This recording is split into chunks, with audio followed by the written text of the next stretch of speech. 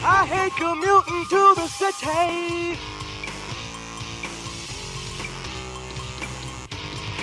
I hate commuting to the city.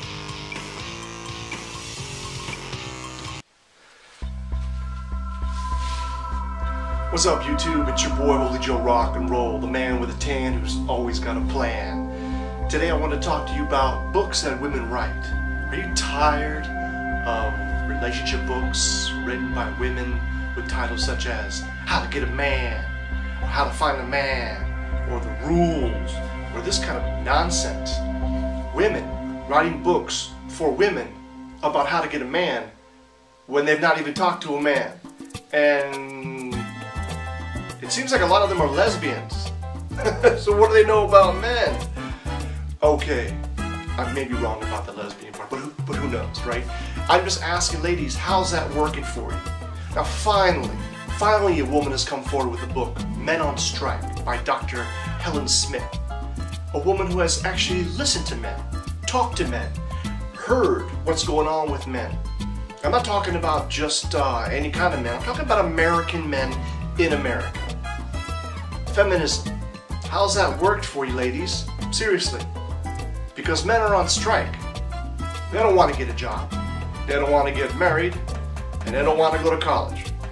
Now, college I can see. I went to college, I can understand why some men maybe don't want to go to school. But that's not that important.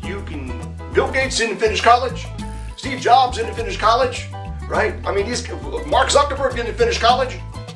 So it is possible to be a successful man and not have gone to college. I mean, certainly you probably should finish high school. Side that. Don't want to go to school. Don't want to get a job. I guess if you're living at mama's house, where all the women have the jobs, it's really hard for a man. And there's really no support systems for men, are there? There's no support systems for men. Everything's about helping little girls out.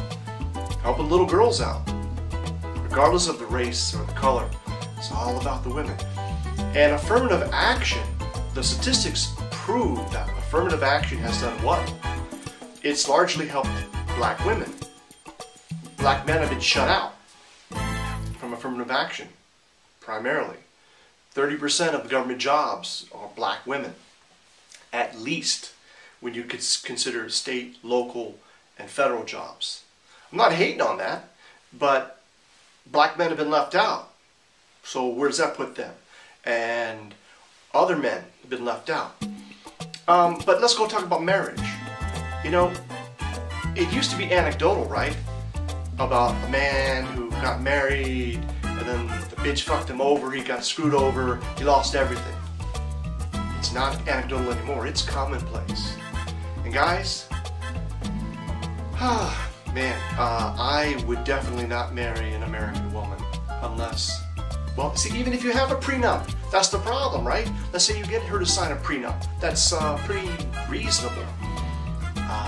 Unless you get two independent psychiatrists to interview her, and you pay for this, of course, to state that she is in a perfect state of mind. She knows what she's signing, she's not under duress. It still may not hold up in court. She can just say, hey, I was under duress, I wanted to marry this man, and I had to sign it to get married. And you're effed.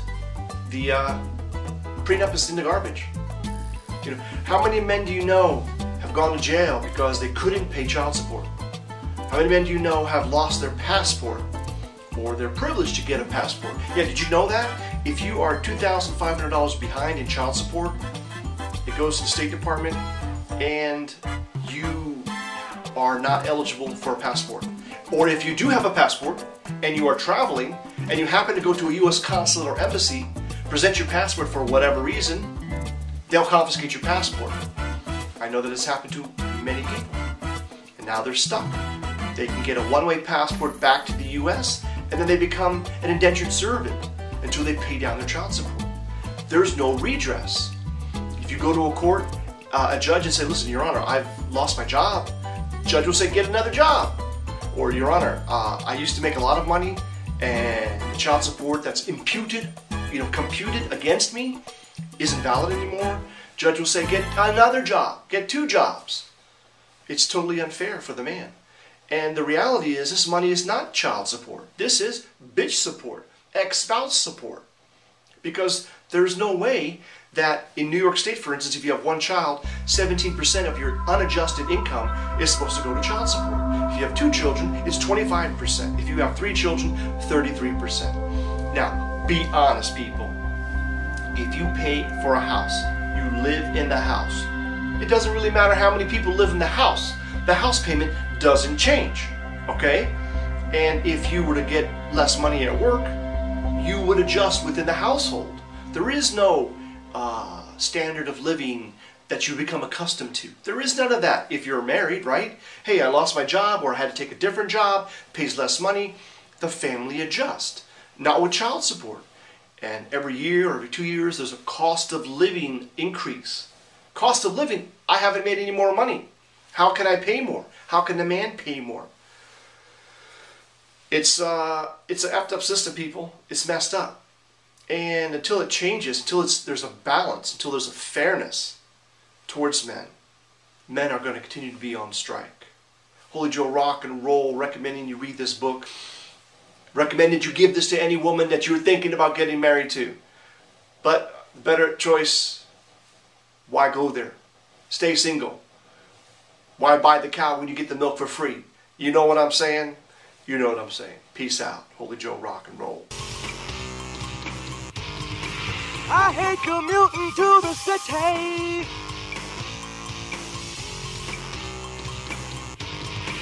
I hate commuting to the city.